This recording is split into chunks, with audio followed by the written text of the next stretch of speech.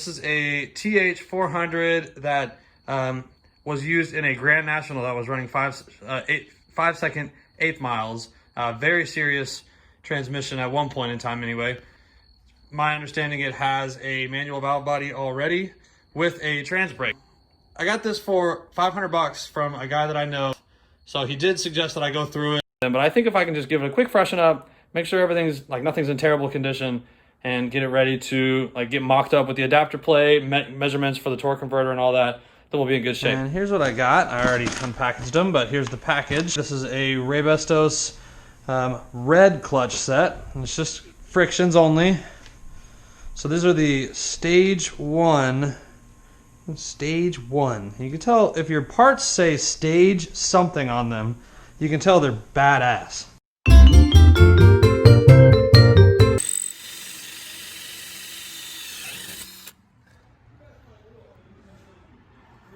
So just drilling holes around the edge of the bell. We're going to be using a cutting wheel for most of this, but it's a lot easier to cut on the outside. So this way I can just connect the dots with my cutting wheel, and that's going to get us nice and close to the flange that our adapter plate is going to bolt to. So that'll be able to get the bulk of it out of the way. And then we're going to chop it off, grind it nice and smooth and clean, and then we'll be able to bolt up our new bell with adapter straight onto the pump, through the pump bolts. And I'll probably give it a quick spray. I need to get a manual lever and a filter for this one, but it's all new on the inside, new seals, and yeah, then I'm gonna need some IS300 fittings for this, I think. I'll have to see what size those are, but yeah, she's gonna be coming right along.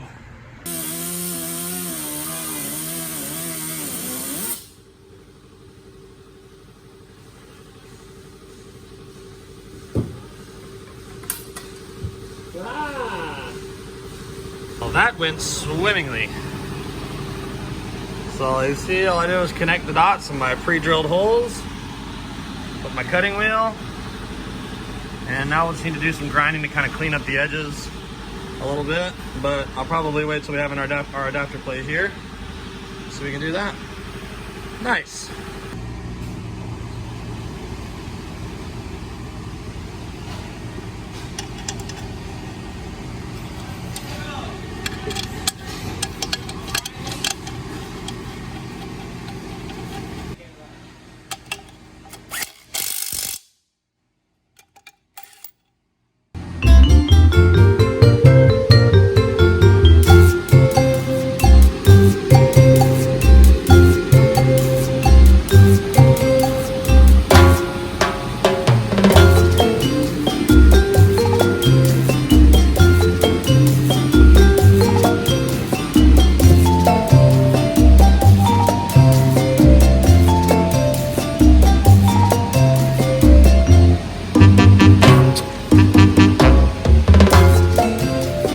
Greetings folks, Steve here, and today we have our IS300 on the lift, and the plan tonight is to mount the Turbo 400 into the car. So for those of you who don't know, I picked up a fully built Turbo 400 some time ago, a year ago or something like that.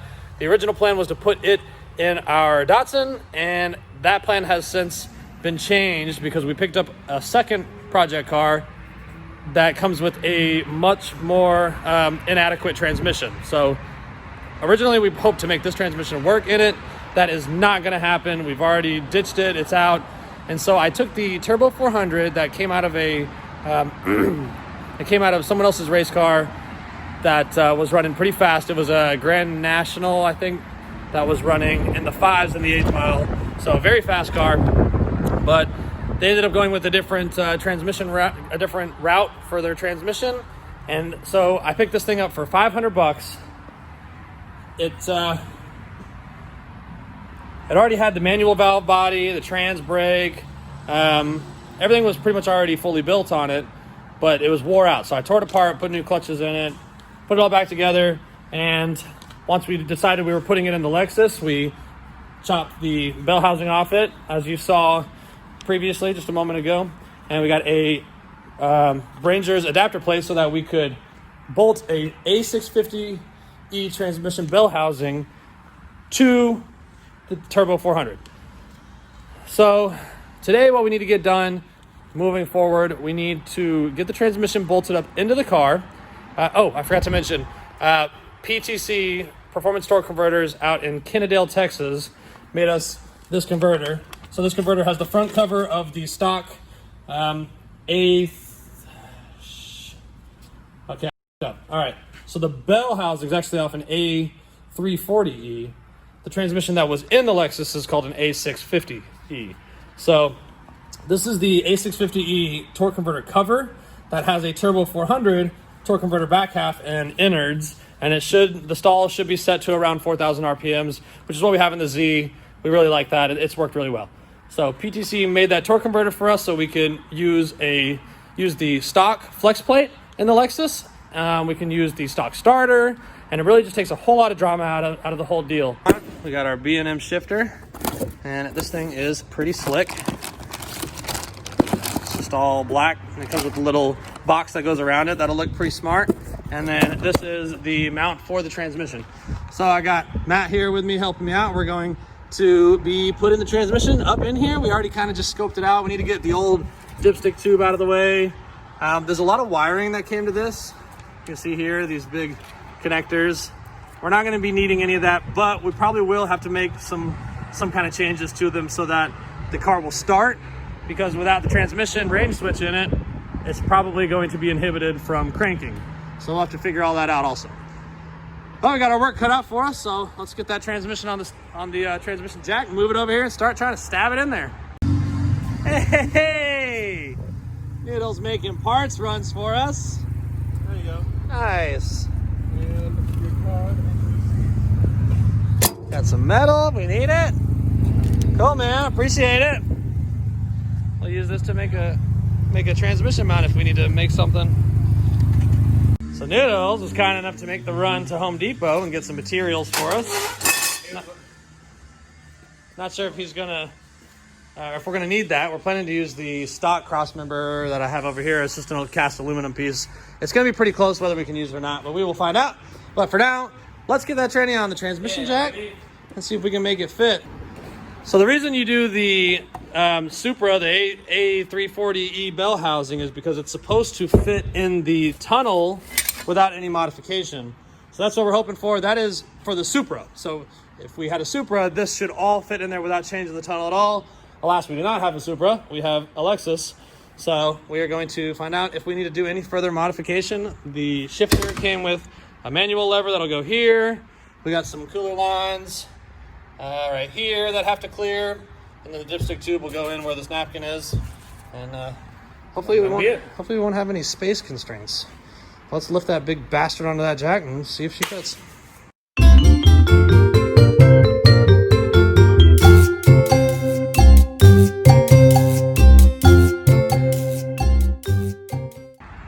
All right, so we got her in her new home for the time being. We got a couple of bolts started up here on the bell. There's still a little bit of a gap further up, and we are seeing some slight fitment issues where the transmission pan area here is going to contact on this side and then on this side.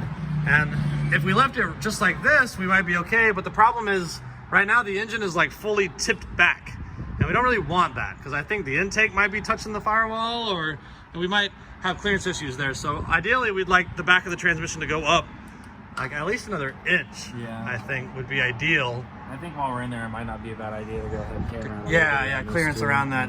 So we got a clearance around the manual lever, and then a little bit on these corners. But other than that, everything seemed to center up just fine. Actually seemed like it was going to tighten down and seat just fine. I think we got adequate clearance between the torque converter and the flywheel or flex plate. So really everything's looking pretty good. I wonder if our exhaust blowing fireballs next to this trans brake solenoid is going to be a problem. Yeah, we might need to add a little bit to that pipe.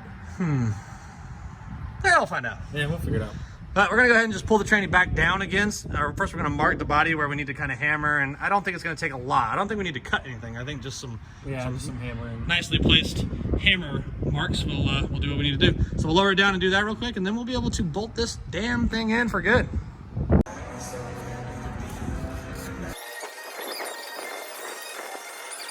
All right, brother. Well, you got your marching orders. This is where our mount goes in, so we don't want to mash that up too much, right? Yeah, we don't want to hit that. So right, but I mean, don't hit anything. You don't think it's gonna bend? Well, no, we're not gonna hit that line. You're gonna hit right here. Okay, I got you. Yeah, just leave some space. All right, move on. You're doing too much damage in one spot. Don't try to do too much. We're taking the corner down. Okay. Because we don't know what's on the other side, honestly. Oh yeah, that's a strong one, huh?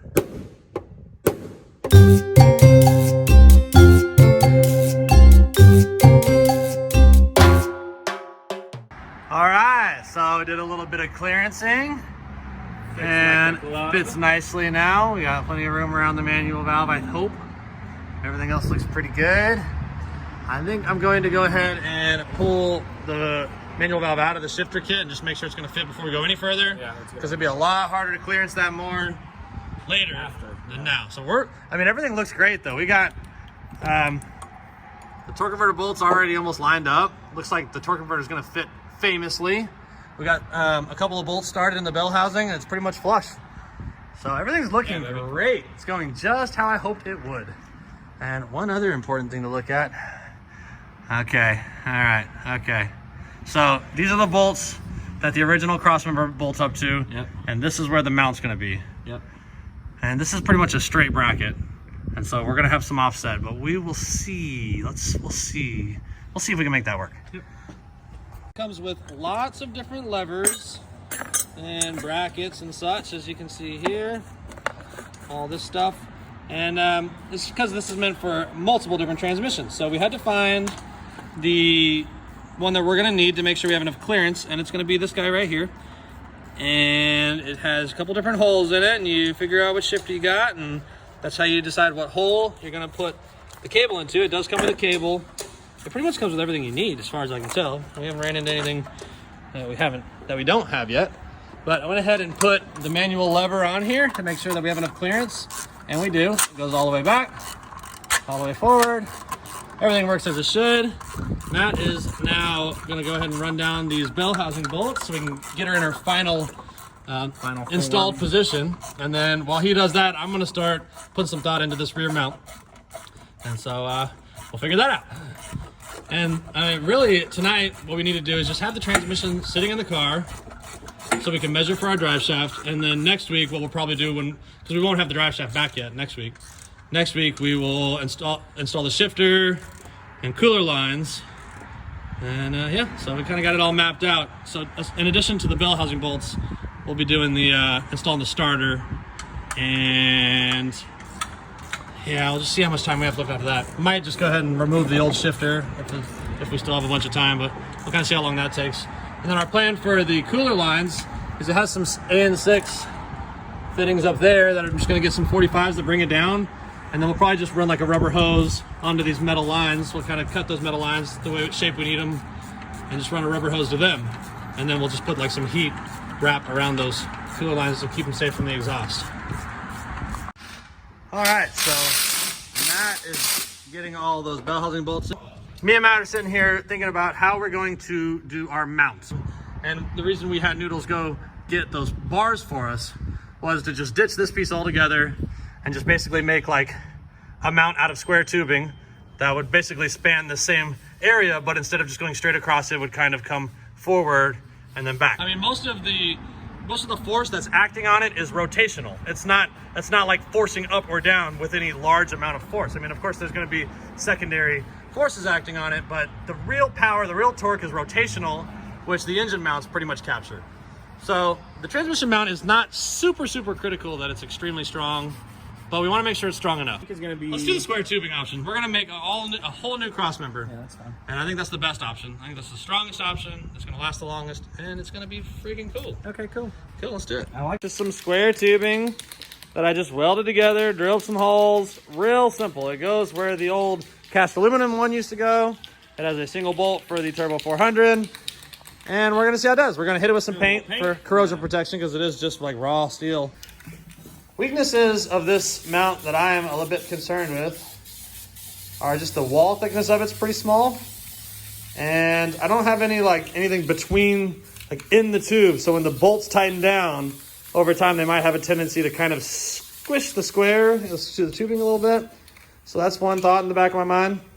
But we've already torqued them down pretty good with the electric impact, and it hadn't really shown any indication of doing that yet. So we might be okay with that. But we're gonna put a little bit of Loctite on it just in case it does compress the pipe so the bolts don't just come loose and fall out. And we'll just kind of see how it holds up over time. And I didn't remind you, so I'm sure you didn't put any Loctite on the torque converter bolts. Nope. So there's that, but that's okay. That's probably fine. How tight did you put them? Tight. And they're tight. There's 6 of them hose, so you know. That'll be fine. Got a little room for error there. And new dipstick is in the transmission. We just have to find a location to mount it up to the firewall. But I think we'll get this thing installed, and I'm not sure if there's anything else we need to do tonight. All right, so we got the Turbo 400 in the Lexus. Oh, baby. And it's fitting pretty good. We got good clearance around the body. Had to do a little bit of hammer clearancing. This is our support. Just simple little boxed in square tubing there with some grade 8 bolts fastening her into place. Got a brand new mount. Ooh, actually, now that I thought about it, we need to tighten down these 14s. Okay. 9/16s. Okay. So the only thing we have to do besides that step is measure. We have to measure from the tip of the output shaft to the flange of the differential. That is going to be measurement for the drive shaft. And once we got a drive shaft, then damn, it's just waiting on us at that point. No, we're ready to go, baby. We did actually pull out the torque converter bolts and put Loctite on there. Let the record show. That was a priority of ours. And we got the little lever on here and the dipstick tube. Where's the dipstick tube? This side. Oh yeah, I see that. I'm just seeing that. So Matt's got it installed in the transmission and going on upward, and we just kind of have to find a way to install that without interfering with the turbo and exhaust and all that. It's metal. I'm not really sure how much heat it's designed to withstand. Yeah, probably not as much as that turbo's gonna put off. Once we start making some stink, those headers and turbo are gonna get real hot. Once we get the drive shaft, we'll plug it in, fill it full of fluid, and see if the damn thing works. Hell yeah, brother. So everything's looking good on the Lexus. But I think we're going to end it here. So we got some plans for next week. We got work to do. We got our work cut out for us. But as usual, thanks for watching. Like and subscribe. Drop something in the comments. And we'll see you in a week.